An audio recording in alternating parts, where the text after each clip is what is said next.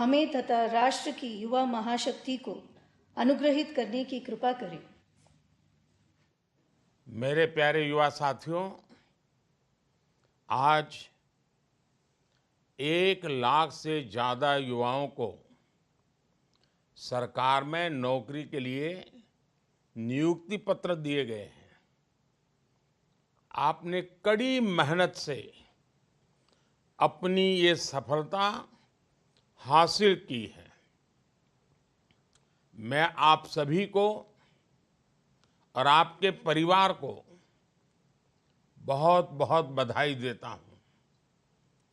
युवाओं को भारत सरकार में नौकरी देने का अभियान लगातार तेज गति से चल रहा है। पहले की सरकारों में नौकरी के लिए विज्ञापन जारी होने से लेकर नियुक्ति पत्र देने तक बहुत लंबा समय लग जाता था। इस देरी का फायदा उठाकर उस दौरान रिश्वत का खेल भी जमकर होता था। हमने भारत सरकार में भर्ती की प्रक्रिया को अब पूरी तरह पारदर्शी बना दिया है। इतना ही नहीं, सरकार का बहुत जोर है कि भर्ती प्रक्रिया एक तय समय के भीतर पूरी कर ली जाए। इससे हर युवा को अपनी योग्यता साबित करने का समान अवसर मिलने लगा है। आज हर युवा के मन में विश्वास है कि वो कड़ी मेहनत और अपनी प्रतिभा के दम पर अपनी जगह बना सकता है। 2014 के बाद से ही हमारा प्रयास रहा है कि नौजवानों को भारत सरकार के साथ जोड़कर उन्हें राष्ट्र निर्माण का सहभागी बनाएं।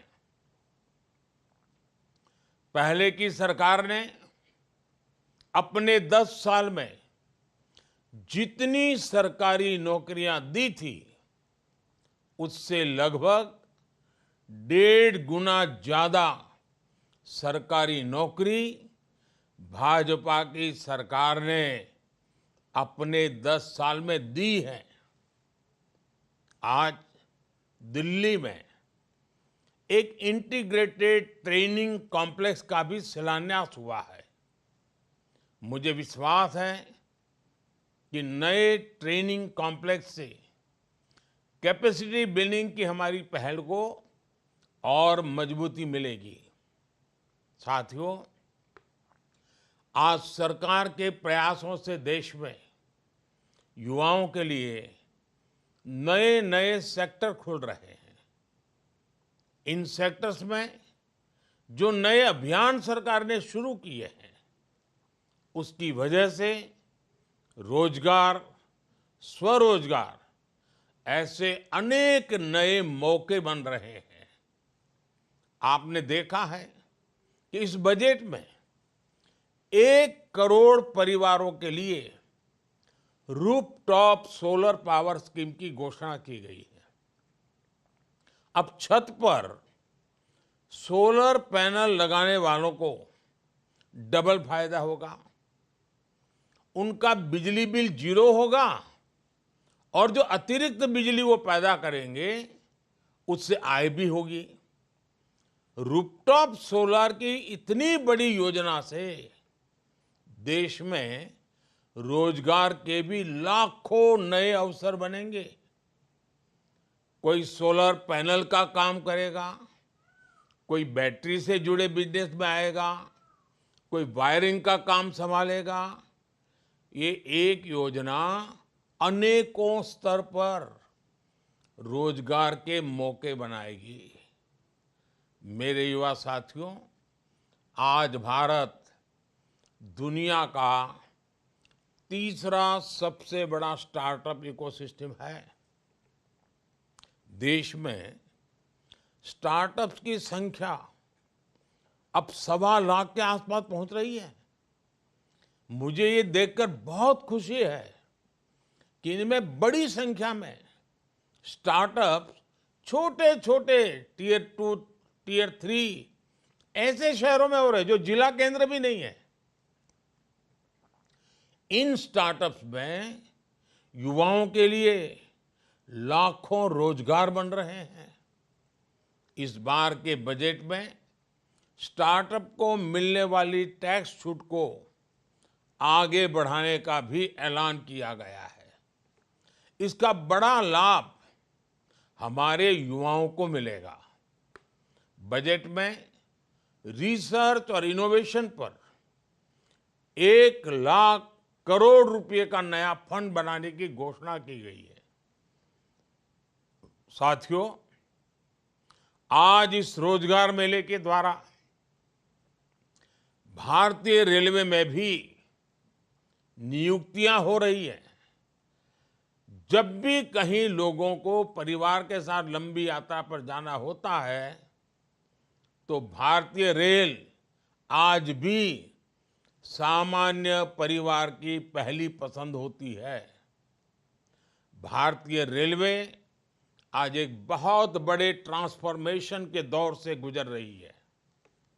इस दशक के अंत तक भारतीय रेलवे का पूरी तरह कायाकल्प होने जा रहा है। आपको याद होगा 2014 से पहले रेलवे की क्या स्थिति थी। रेलवे लाइनों का इलेक्ट्रिफिकेशन हो या दोहरीकरण करना हो, ट्रेनों का संचालन बेहतर करना हो या यात्रियों के लिए सुविधाएं बढ़ानी हो, इस तरह पहले की सरकारों ने उतना ध्यान नहीं दिया जितना ध्यान दिया जाना चाहिए था। पहले की सरकारें सामान्य भारतीय की परेशानियों के प्रति उपेक्षा का भाव लिए रही। 2014 के बाद हमने ट्रेन यात्रा के पूरे अनुभव को नया करने का अभियान शुरू किया। हमने रेलवे के मॉडर्नाइजेशन और अपग्रेडेशन फोकस किया। इस बार आपने बजट में भी देखा होगा, सरकार ने ऐलान किया है कि वंदे भारत एक्सप्रेस जैसी 40,000 आधुनिक बोगियां तैयार कर उन्हें सामान्य ट्रेनों में जोड़ा जाएगा। इससे सामान्य यात्रियों का सफर और सुविधाजनक हो जाएगा। साथियों, देश में जब कनेक्टिविटी का विस्तार होता है तो उसका प्रभाव एक साथ कई चीजों पर पड़ता है। कनेक्टिविटी बेहतर होने से नए बाजार बनने लगते हैं, पर्यटन स्थलों का विकास होता है। कनेक्टिविटी बेहतर होने से नए बिजनेस तैयार होते हैं और इससे रोजगार के लाखों अवसर बनते हैं। यानी कनेक्टिविटी अच्छी होने का सीधा प्रभाव देश के विकास पर पड़ता है। विकास की गति तेज करने के लिए इंफ्रास्ट्रक्चर में निवेश बढ़ाया जा रहा है। इस बार के बजट में इंफ्रास्ट्रक्चर के लिए 11 लाख करोड़ रुपए का निवेश का लक्ष्य रखा गया है। इंफ्रास्ट्रक्चर पर इतने बड़े खर्च से रोड, रेल, हवाई अड्डे, मेट्रो, बिजली जैसे हर प्रोजेक्ट में तेजी आएगी। इससे रोजगार के नए अवसर भी बनेंगे। साथियों, आज जिन युवाओं को नियुक्ति पत्र मिला है उसमें काफी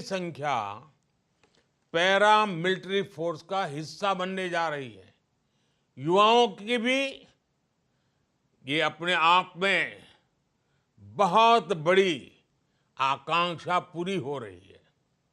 पिछले कुछ वर्षों में पैरामिलिट्री फोर्स में भर्ती प्रक्रिया को रिफॉर्म किया गया है। इस साल जनवरी से हिंदी और अंग्रेजी के अलावा 13 भाषाओं में लिखित परीक्षा लेने का फैसला लागू हो चुका है। इससे लाखों प्रतिभागियों को अपनी योग्यता साबित करने का समान अवसर मिला है। बॉर्डर पर स्थित जिलों और उग्रवाद प्रभावित जिले का कोटा भी बढ़ाया गया है। साथियों, विकसित भारत की यात्रा में हर सरकारी कर्मचारी का बहुत बड़ा योगदान होगा।